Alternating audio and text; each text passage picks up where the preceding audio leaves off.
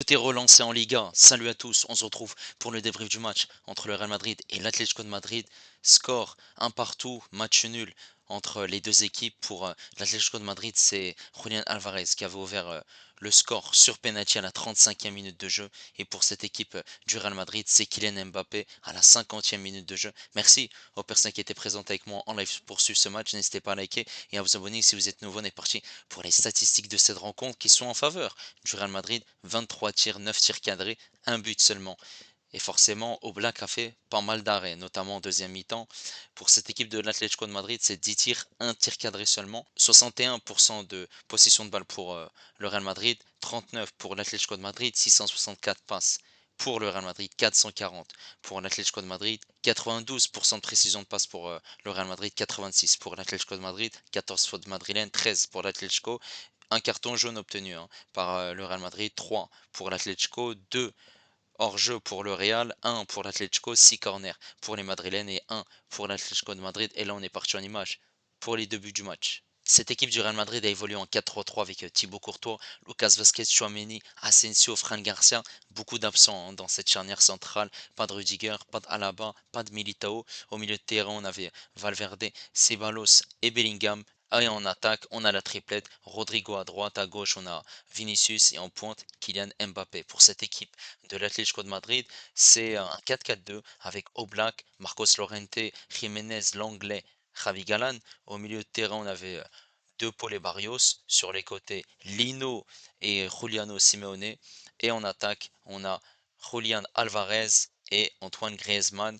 C'est à la 32e minute de jeu où il va y avoir une situation très importante pour cette équipe de l'Atlético de Madrid, puisqu'on voit clairement qu'il y a un centre ici qui va être effectué par un joueur de l'Atlético de Madrid, mais ce ballon va passer à côté de Lino. Et ici, ce qui nous intéresse, c'est le pied de Chouameni, puisque il met le pied sur Lino, et l'arbitre est parti voir la VAR pour analyser tout ça. Et on le voit ici concrètement que c'est penalty puisque le joueur est déséquilibré. Et en plus de ça, le ballon arrive par la suite sur deux pôles. Donc forcément, ça aurait pu être une situation de but. Je sais, les supporters du Real Madrid vont dire mais non, c'est une situation litigieuse et forcément, il n'y a pas grand-chose. Oui, mais si ça aurait été une situation pour le Real Madrid, forcément, ils auraient crié au penalty. Et donc, Julián Alvarez, qui était en charge de tirer ce penalty face à Thibaut Courtois, il a tiré au milieu et forcément Courtois était battu.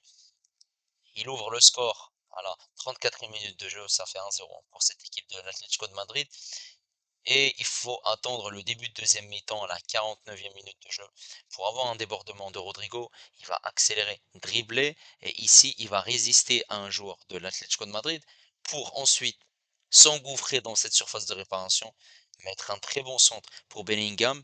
Bellingham qui frappe et ensuite, voilà, cette frappe est contrée par Jiménez, mais le ballon revient sur un joueur du Real Madrid, en l'occurrence Kylian Mbappé, qui tire, qui frappe, et forcément Oblak est battu. La célébration timide de Kylian Mbappé et résultat, malgré que cette équipe du Real Madrid a eu beaucoup d'opportunités en fin de rencontre, le Real Madrid est accroché par cette équipe de l'Atlético de Madrid. Cette équipe du Real Madrid en première mi-temps a eu pas mal de situations, mais on n'a pas vu une grande équipe du Real Madrid puisqu'ils arrivaient à trouver des opportunités, mais c'était plutôt statique et aussi défensivement, on l'a vu qu'il y avait pas mal d'espace dans leur dos et cette équipe de l'Atlético de Madrid a eu des opportunités. Heureusement que Chouamini quand même hein, à deux reprises a fait des bons tacles dans cette surface de réparation puisqu'ils ont pris la profondeur, ils ont accéléré, ils ont eu des solutions, cette équipe des, de Diego Simeone avec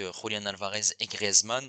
Et forcément, contre le cours du jeu, cette équipe de l'Atlético de Madrid arrive à ouvrir le score, malgré que cette équipe du Real Madrid c'est elle qui domine clairement, que ce soit dans la possession ou même dans les occasions, mais c'est à rester insuffisant parce que pas mal d'opportunités qui passent au-dessus, des frappes de Ceballos qui passent à côté, et on voit clairement que cette équipe du Real Madrid a du mal à déstabiliser ce bloc euh, des Colchoneros. Forcément, on a eu une première mi-temps où cette équipe, de l'Atlético rentre au vestiaire avec cet avantage au score, mais en deuxième mi-temps, bah, cette équipe du Real Madrid, on l'a clairement vu, ils insistaient et on a clairement vu un autre visage du Real Madrid avec beaucoup, beaucoup d'occasions et Oblak a dû faire énormément d'arrêts, des frappes de Mbappé, des grosses occasions, que ce soit Bellingham, que ce soit Ceballos et même Rodrigo sur ce côté droit. Il y a eu pas mal d'opportunités. Valverde aussi qui a eu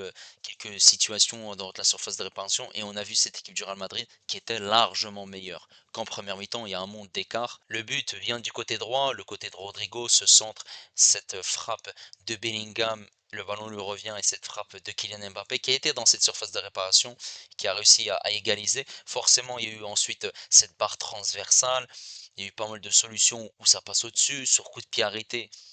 Voilà, ils auraient dû faire largement mieux, mais forcément, cette équipe de l'Atlético de Madrid, eh ben, elle a un bloc compact. Forcément, ils défendent très bien et on le voit clairement que c'est une équipe très difficile à manœuvrer, à bouger.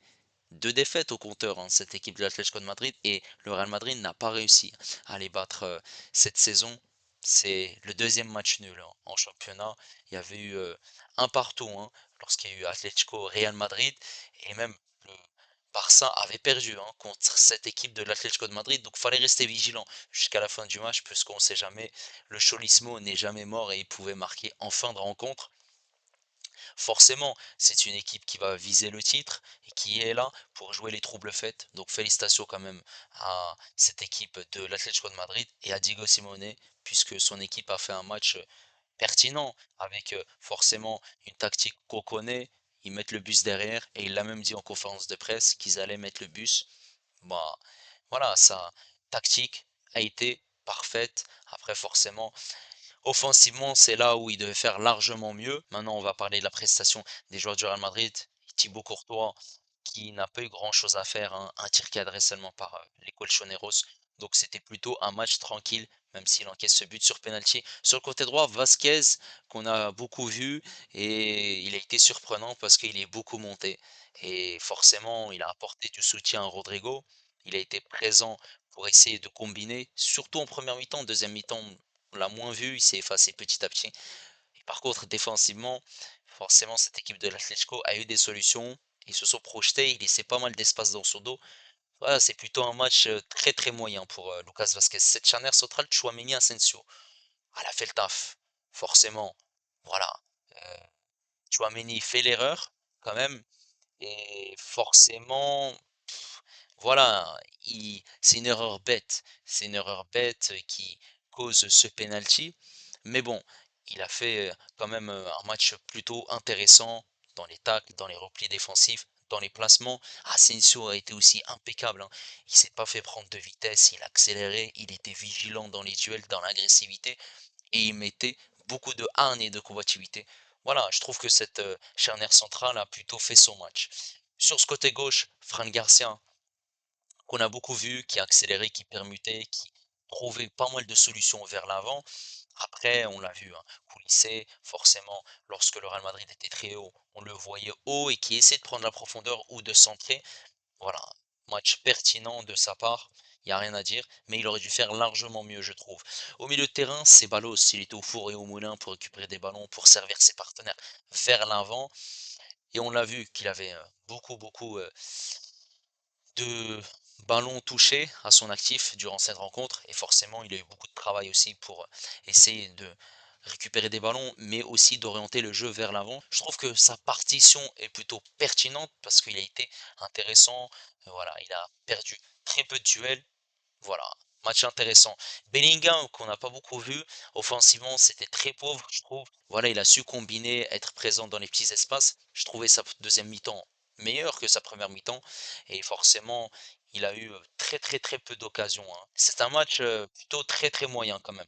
On a par contre Valverde qui a fait un gros gros gros match. Valverde qui a été repositionné, hein, après sur le côté droit.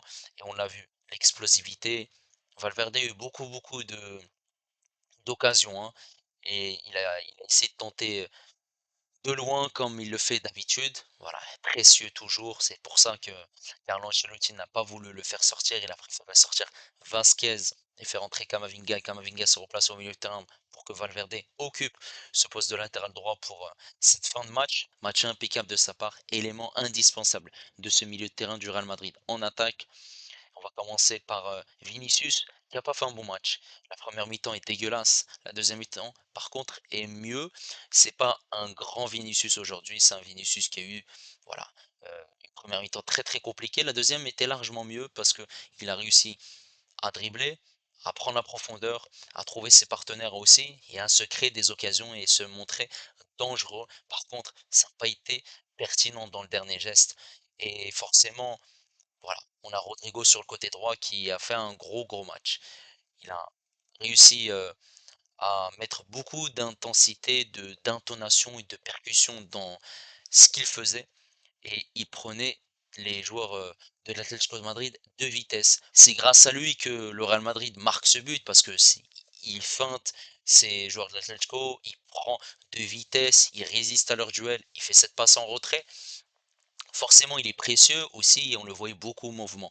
Il partait à gauche, il était aussi au milieu de terrain. Voilà, il bougeait énormément sur le front de cette attaque madrilène. Et en numéro 9, on avait Kylian Mbappé. Je trouve que Mbappé a fait un match pertinent, non seulement offensivement, mais aussi défensivement. On peut le voir en fin de match où il fait ce tacle, repli défensif sur Molina de mémoire. Et forcément, quand tu es en fin de match, tu es fatigué, mais voilà, il est précieux pour ne pas s'exposer à une contre-attaque de l'Atlético de Madrid.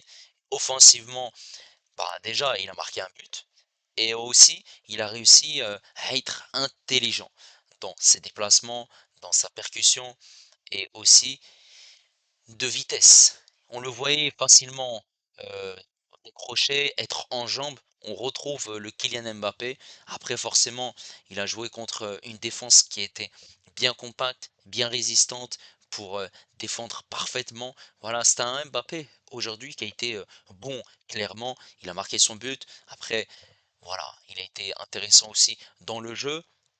Tout n'a pas été parfait parce qu'il y a des moments où il essayait de dribbler deux, trois joueurs, mais c'était plutôt compliqué. Forcément, il y avait des moments où il driblait un joueur de l'Atlético, mais il y avait son coéquipier qui venait pour essayer de défendre sur Mbappé pour ne pas se faire prendre de vitesse.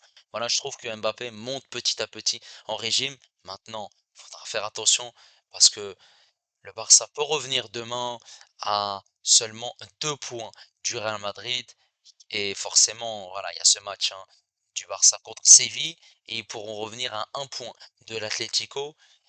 Et on va avoir trois équipes qui se tiennent en 2 points. Hein. S'il y a une victoire du Barça contre Séville, on a l'Athletic Bilbao qui sera à 4 points du Barça s'il y a une victoire contre Séville. Après, au Barça maintenant, de profiter de ce faux pas et de ce match nul des deux équipes. Le Real Madrid devra faire une bonne prestation face à Manchester City mardi pour prendre un avantage au match retour, sachant que c'est à Santiago Bernabéu. Et entre ces deux matchs, aller et retour de Ligue des Champions, il y aura ce match hein, contre Osasuna. Forcément, 2 matchs en plus dans le calendrier, sachant que l'Atlético et le Barça sont déjà qualifiés en huitième de finale de Ligue des Champions, sachant également qu'il y a pas mal de blessés de la part du Real Madrid. N'hésitez pas à me dire ce que vous avez pensé de la prestation du Real Madrid. N'hésitez pas également à liker et à vous abonner si vous êtes nouveau. Et moi, je vous dis à la prochaine.